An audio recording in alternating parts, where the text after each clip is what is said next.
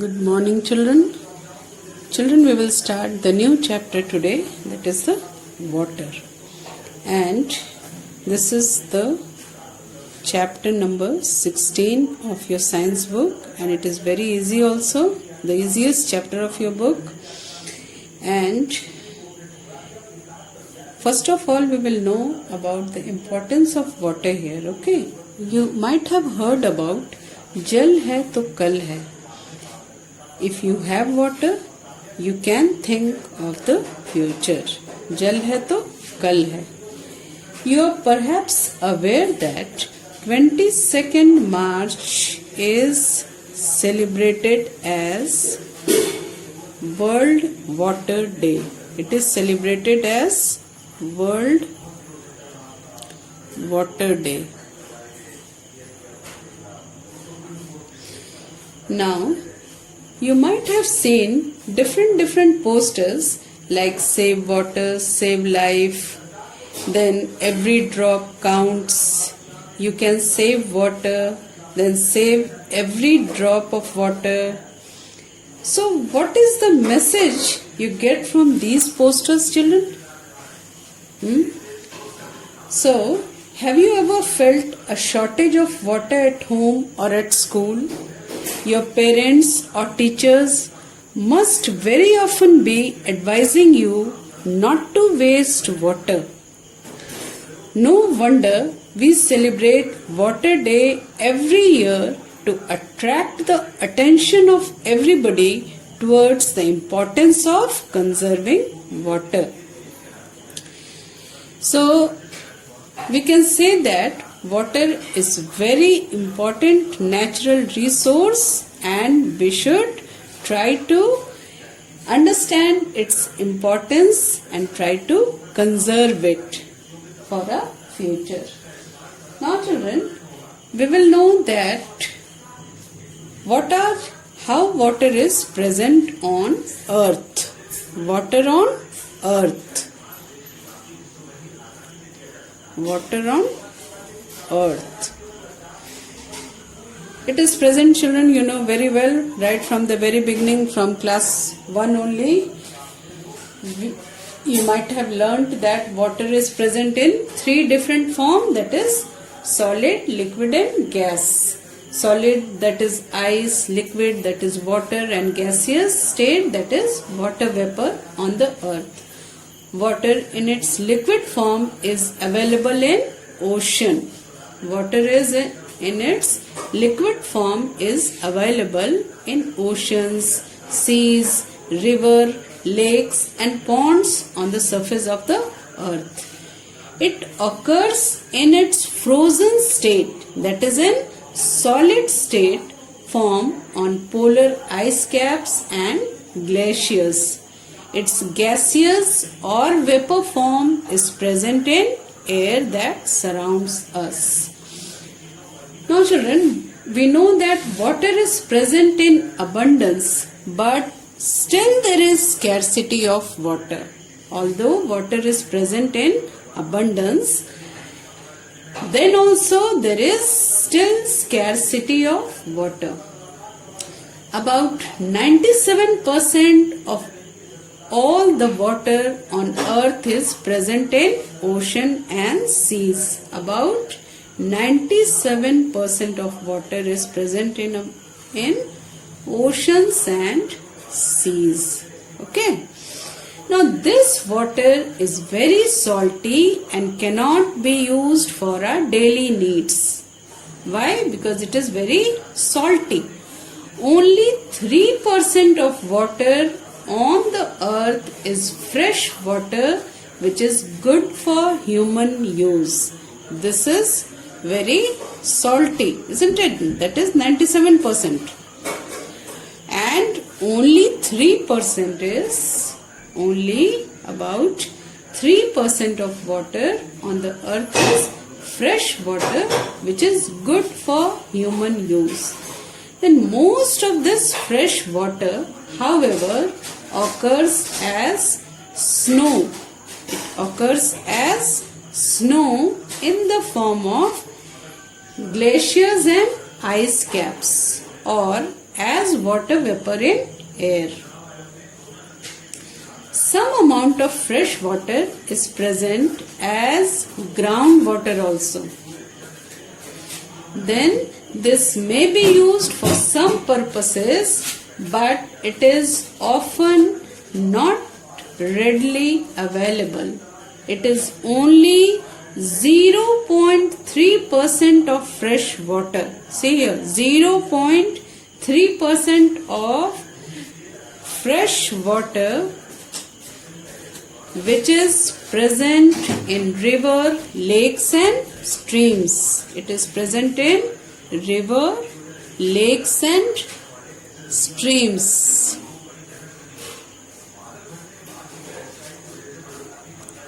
How much percentage? About 0.3% of fresh water is present in river, lakes and streams. And this percentage is only available for uses. That is 0.3% of water is only available for use. Now, here is a diagram, children. You see here in your book it is given. You see the diagram? 97%, that is this percentage. The sea green color, 97% is of ocean and seas, 2% is of glaciers and ice caps, 0.7% groundwater which is not readily available, and only you see here 0.3% river, lakes and streams. It is indicated here in the graph, you see here. And only this percentage, that is 0.3% of fresh water is readily available for uses. Okay. Now, come to the next point, that is local sources of water. What are the different local sources of water? Local sources of water. Now, earlier children, there were no proper system of water supply. There was no proper system of water supply. People supposed to fetch water from river, lakes or ponds, and even today also you can say that at some places people have to travel a long distances to fetch water for their daily needs. We all know that in cities water is supplied through a water supply system. Water supply system is maintained by the civic agencies. Then what happens again? Water from rivers or lakes is purified in a water treatment plant, and then it is supplied through a network of pipes to homes, offices or in schools. Now, after local sources of water, we will proceed towards the groundwater and water table. Groundwater and water table.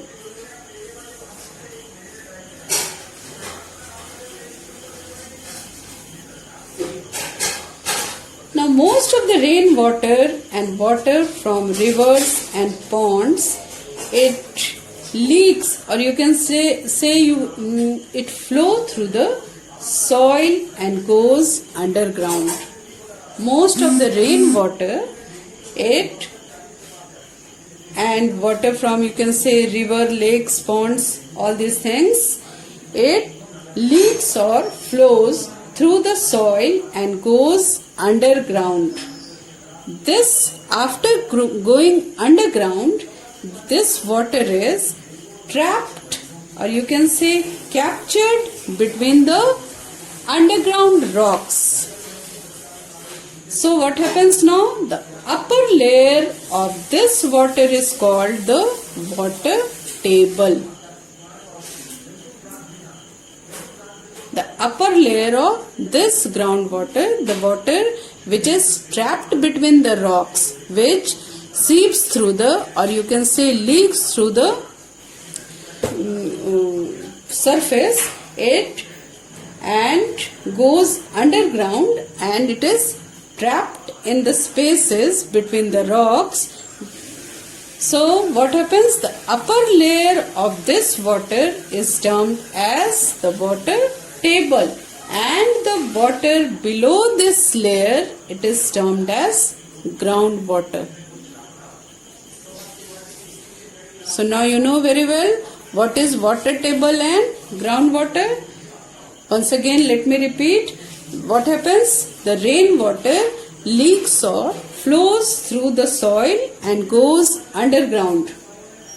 The rainwater, that is, or you can say water from river also or ponds also, it leaks through the soil and goes underground. Then what happens?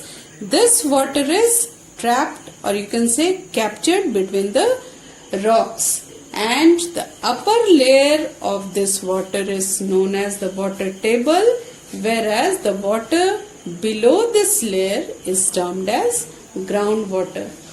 Now groundwater is drawn from wells, tube wells. It is drawn from wells, tube wells, or hand pumps,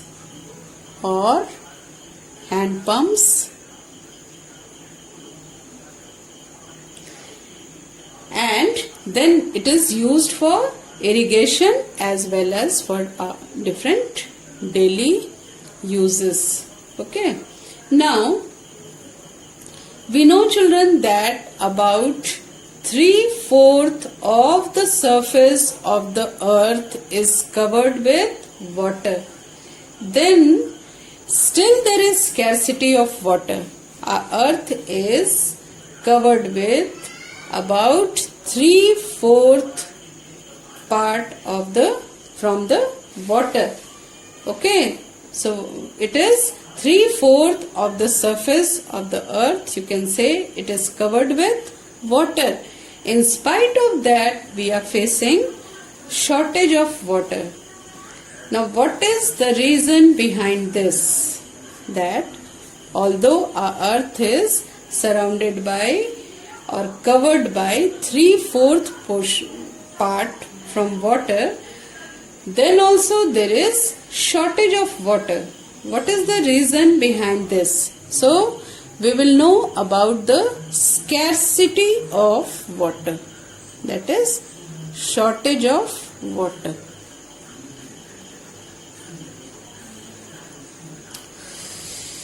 Now children, we know that water is the precious, very precious, as it supports life on earth, but the amount of readily available and usable water on the earth is continuously decreasing, and we are therefore facing an acute shortage of water. So what are the reasons of shortage of water? Some of them are, the first one is deforestation. Deforestation, that is cutting down of trees. Then the second one is increase in construction activity. Increase in construction activity.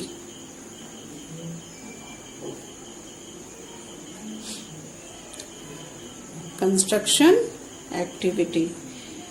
Then increase in number of vehicles. Increase in number of vehicles. All these are the major reason of the scarcity of water. So what happens here? As the amount of rainfall decreases, then what will happen? The farmers depend more on groundwater for what? For irrigation. And then what will happen? the level of groundwater will constantly decrease, and with the increase in population, demand for water has increased, whereas its resources have exhausted. You can say this causes a shortage or scarcity of water. So what happens? The day by day the population is increasing, and due to this increased population, the demand for water is going on increasing, and what will happen? The resources have depleted, or you can say exhausted. This causes a shortage or scarcity of water.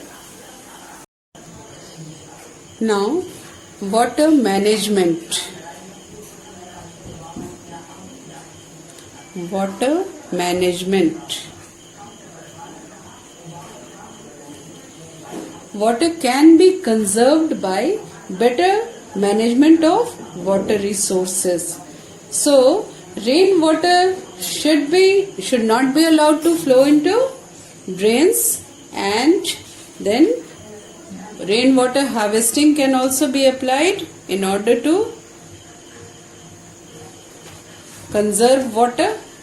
Rainwater harvesting.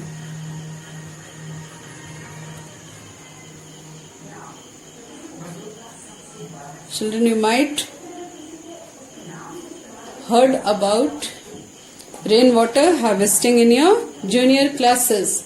So rainwater should be collected in underground tanks and allowed to seep through the soil. So what will this do? This will replenish the groundwater. So water can also be collected in open tanks, and it can be used for daily needs. This is called rainwater harvesting. That is collecting water and using as per our requirement. So use of sprinklers and drip irrigation technique for irrigating the crops can also help in reducing wastage of water. That is, instead of watering the plants with the help of you can say mug or bucket, we can use sprinklers in order to conserve water, or you can say to reduce the use of water. So now unnecessary cutting of trees should be stopped, and more trees should be planted. This will increase the rainfall and purify the air. Now many of the civic agencies are doing a lot to avoid the wastage of water, and any broken or leaking, you can say the pipe which is leaking should be immediately repaired or replaced. All of us can play a very important role in saving water and avoiding its wastage. Thus, we can say that we should turn off the tap while brushing our teeth, get the leakage taps repaired immediately, water the plants with a mug instead of a pipe. So, now the next topic is wastewater management. How the wastewater is managed. Now children, we will know about wastewater management. We will know about wastewater management.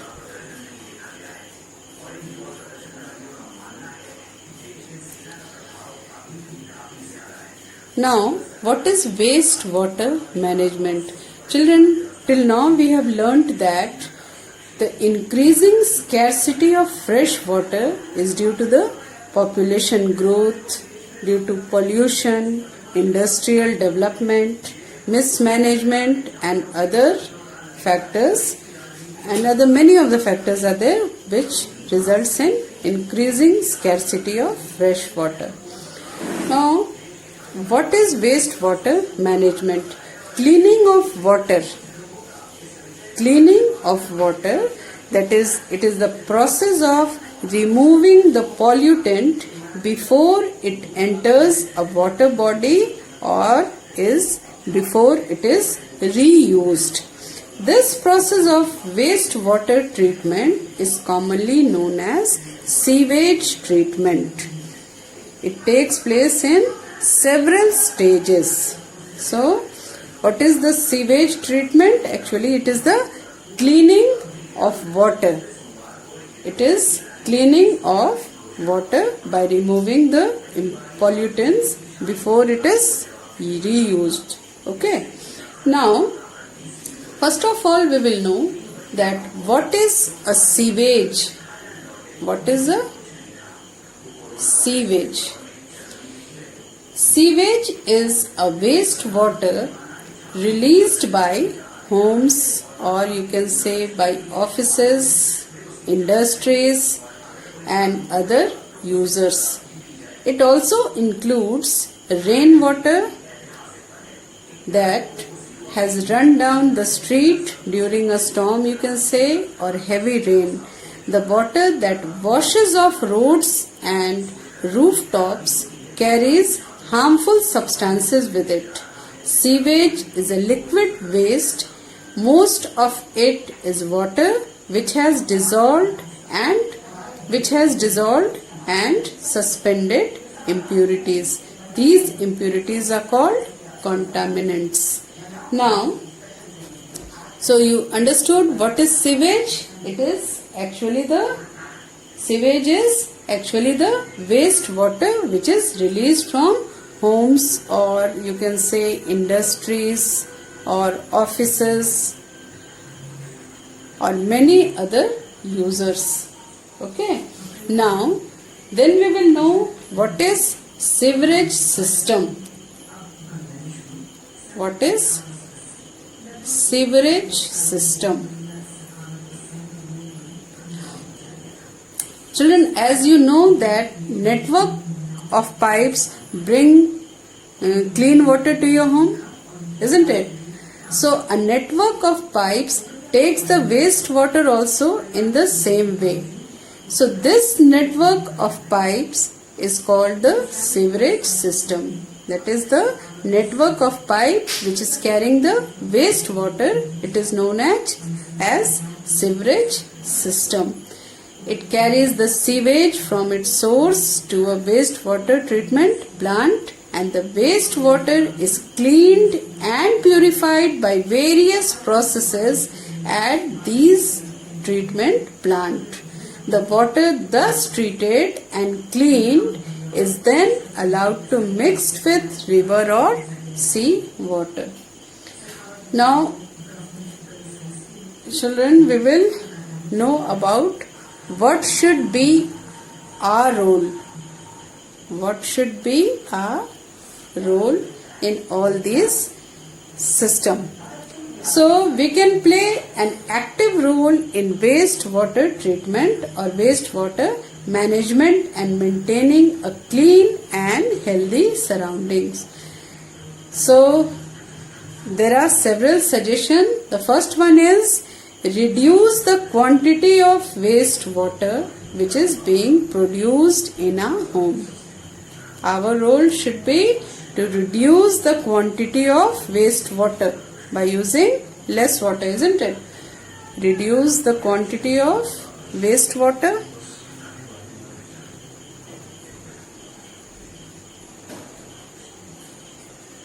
Then, second one, we should not throw the solid like leftover food, leaves, cotton, polythene bags, etc. in the drains because these can choke the drains. Then we should not throw cooking oil also in the drain because it hardens and blocks the pipe of the sewerage system. Then chemicals, paint, varnish and all these things should also not be thrown into the drains because these chemicals kills the microorganism which is present in the sewage and which help to purify water. So these are the points we should follow in order to make wastewater management successful. Okay children, the chapter is completed and in our next class we will do the exercises.